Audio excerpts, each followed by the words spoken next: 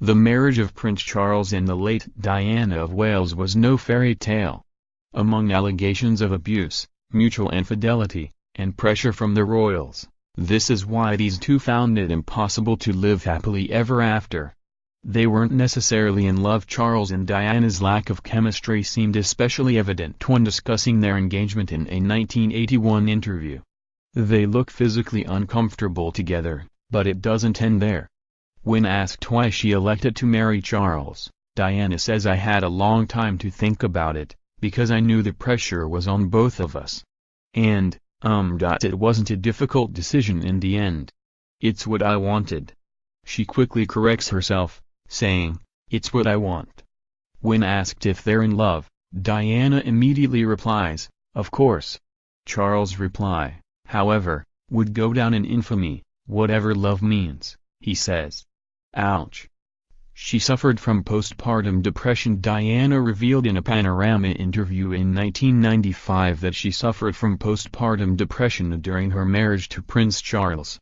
"I was unwell with postnatal depression, which no one ever discusses. You have to read about it afterwards, and that in itself was a bit of a difficult time," she said.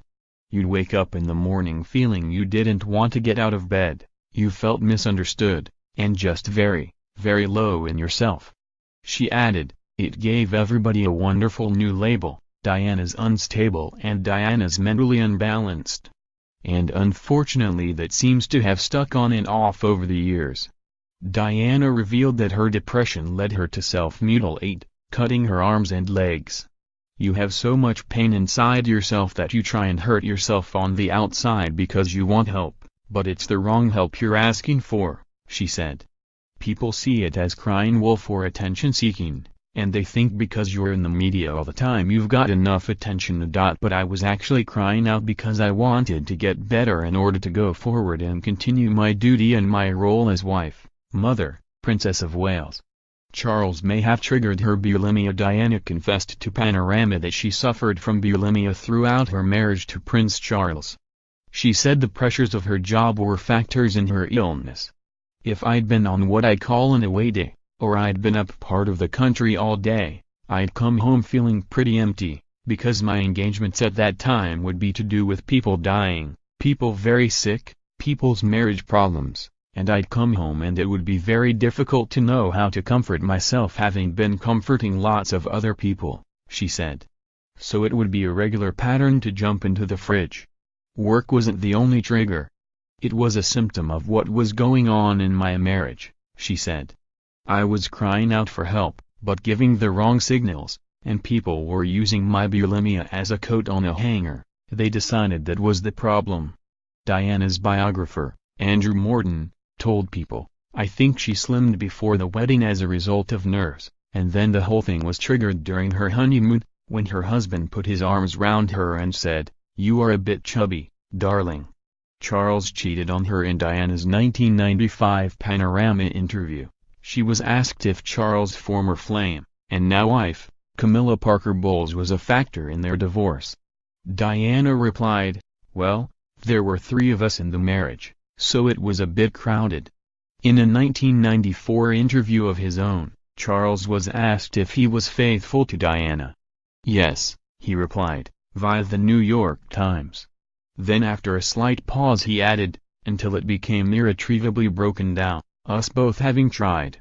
Charles admitted that he and Parker Bowles' affair began in 1986. One of the most damaging royal scandals emerged when an illegally obtained phone recording between Charles and Parker Bowles contained really explicit, and gross, content that we're too polite to print here. But that you can read here. Diana cheated on him. Charles may have had an affair with Parker Bowles during the marriage, but Diana reportedly had her own side pieces, too. In her 1995 Panorama interview, she admitted to being unfaithful to Charles with their son's riding instructor, James Hewitt, around 1989. "Yes, I adored him," she said of Hewitt. "Yes, I was in love with him. But I was very let down by the affair." Hewitt was even rumored to be Prince Harry's father, but that theory becomes a bit bogus when you realize Hewitt didn't even meet Diana until 1986, 2 years after the Ginger Prince was born. Hewitt wasn't the only rumored lover Diana had during her marriage. She was also alleged to have hooked up with her bodyguard, Barry Manaki. According to The Independent, Diana reportedly said she was deeply in love with Manaki, who was removed from his post for being overfamiliar with the People's Princess. Manaki was killed in a car accident in 1987. Diana was also rumored to have had dalliances with car salesman James Gilby and art dealer Oliver Hoare during her marriage to Prince Charles. They had nothing in common. In Sally Bedell Smith's book Prince Charles, The Passions and Paradoxes of an Improbable Life, via People and the Daily Mail, sources claim Charles and those close to him were concerned about the 12-year age gap he shared with Princess Diana. When they wed, he was 32 to her 20. Prince Philip, Charles' father, reportedly wrote him a letter urging him to marry Diana to protect her reputation.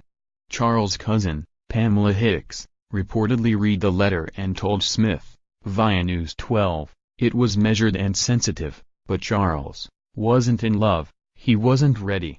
He saw it as a ghastly threat. Psychologically he assumed his father bullied him, so he read it as a bullying letter. Insiders told Smith that Charles and Diana didn't have any shared interests or hobbies, or even the same sense of humor. The media pressure was too much. Diana was subject to media scrutiny throughout their relationship. She told Panorama in 1995, the most daunting aspect was the media attention, because my husband and we were told when we got engaged that the media would go quietly, and it didn't. And then when we were married they said it would go quietly and it didn't, and then it started to focus very much on me, and I seemed to be on the front of a newspaper every single day, which is an isolating experience, and the higher the media place you, is the bigger the drop. And I was very aware of that, she said. We were a newly married couple, so obviously we had those pressures too, and we had the media, who were completely fascinated by everything we did. She continued, and it was difficult to share that load, because I was the one who was always pitched out front, whether it was my clothes, what I said, what my hair was doing, everything. When actually what we wanted to be, what we wanted supported was our work, and as a team. Charles wanted a daughter. For all the previous royals' obsessions with having male heirs, Prince Charles was said to be devastated that his Aunt Diana's second child was a boy. In audio tapes obtained by biographer Morton that were included in the re-release of Diana, Her True Story, in her own words, via Marie Claire, Diana said, Charles and I were very, very close to each other the 6 weeks before Harry was born, the closest we've ever been and ever will be. Then, suddenly, as Harry was born, it just went bang, our marriage. The whole thing went down the drain. He wanted 2 children and he wanted a girl. Diana added that when he saw Harry, Charles said, oh God, it's a boy, and he's even got red hair. If Prince Harry ever develops daddy issues, refer to this story. She may have been abusive. In Prince Charles, The Passions and Paradoxes of an Improbable Life, via the Daily Mail, sources claim Diana physically assaulted Charles while he knelt to say his daily prayers, beating him over the head. She also allegedly banished his friends from their inner circle, made fun of his required royal garb, and even made him get rid of his beloved dog, Harvey. The Queen demanded it. Long live the Queen. In December 1995, Queen Elizabeth demanded, in separate letters to Charles and Diana, that the pair divorce, the Los Angeles Times reported. After considering the present situation, the Queen wrote to both the Prince and Princess earlier this week and gave them her view, supported by the Duke of Edinburgh, the Queen's husband, Prince Philip, that an early divorce is desirable, a palace statement said. Queen Elizabeth and Prince Philip will continue to do all they can to help and support the Prince and Princess of Wales, and most particularly their children, in this difficult period. Diana was more down-to-earth than Charles. Diana's brother, Charles Spencer, suggested that Diana was much more connected to normal people than the rest of the royal family, as evidenced by her headline-making handshake with an AIDS patient in 1987. At the time, the general public was still wary about physical contact with AIDS patients. She was not really a gloves person, Spencer told People.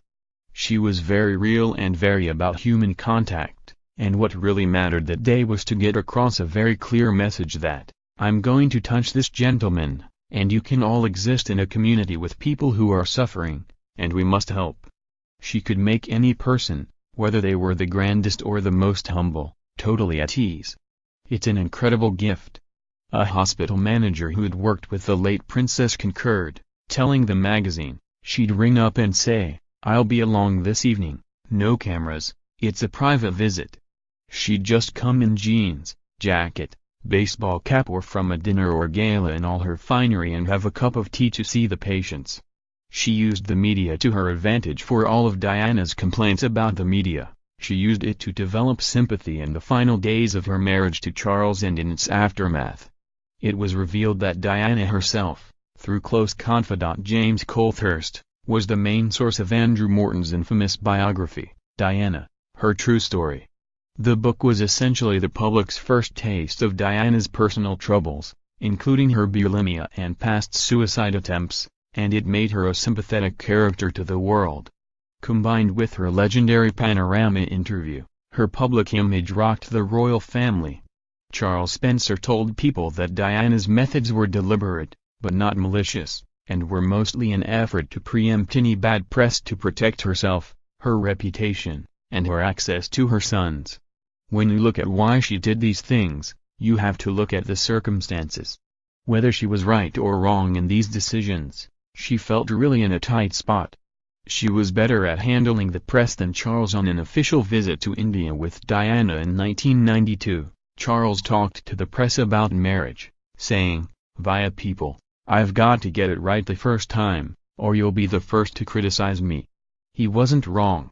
Public rumblings of trouble began when Charles refused to visit the Taj Mahal with Diana, a snub that the princess' former bodyguard said genuinely upset her. Ken Worf wrote in his book Guarding Diana, Protecting the Princess Around the World, via The Mirror, that Diana deliberately released the now infamous photo of herself looking forlorn and alone in front of the palace. The princess had privately decided to drive home the point, Worf claimed, adding that she later purposely and publicly snubbed Charles when he went in for a kiss in full view of cameras at a polo presentation in Jaipur during the same trip. Worf said that when he asked Diana why she intentionally humiliated her husband, she mentioned the grotesque phone sex recordings that had leaked between Charles and Parker Bowles. Ken, I am not about to pander to him, he recounted her saying. Why the bloody hell should I? If he wants to make a fool out of me with that woman, he deserves it. Charles may have been jealous of the attention she received, and Diana, in her own words, via Us Weekly, she claimed Charles was envious that her star power eclipsed his. It was a dynamic they both struggled to get used to. On the outside, people were saying I was giving my husband a hard time. I was acting like a spoiled child. But I knew that I just needed rest and patience and time to adapt to all of the roles that were required of me overnight. By then, there was immense jealousy, because every single day I was on the front of the newspapers. Their courtship was odd. In the Diana tapes, a series of recordings between 1992 and 1993, Diana revealed that she and Charles met only 13 times before getting married. In one recording, via The Sun, she described her first meeting with Charles. I remember meeting him and feeling desperately sorry for him. I thought, you know, poor old thing, but I wasn't impressed with anything around him, she said. It was the fact that an older man who was in a prominent position liked me and wanted to have me around. She reportedly didn't see him again for 3 years, and when she did, it was at a funeral.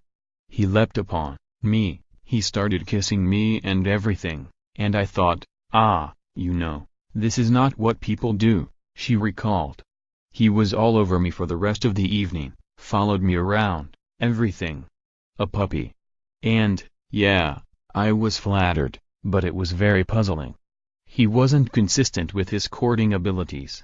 He'd ring me up every day for a week and then he wouldn't speak to me for 3 weeks, very odd. And I'd accepted that and I thought, fine. He knows where I am if he wants me. And then the thrill when he used to ring up was so immense and intense, it would drive the other 3 girls in my flat crazy. But no, it was odd.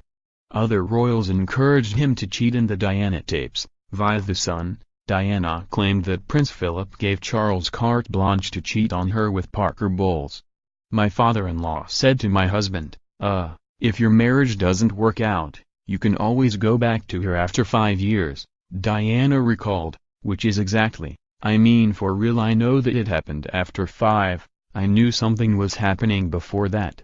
She added that Charles' affections for and with Parker Bowles negatively impacted their own sex life. Well, there was sex. There was. But it was odd, very odd, she said.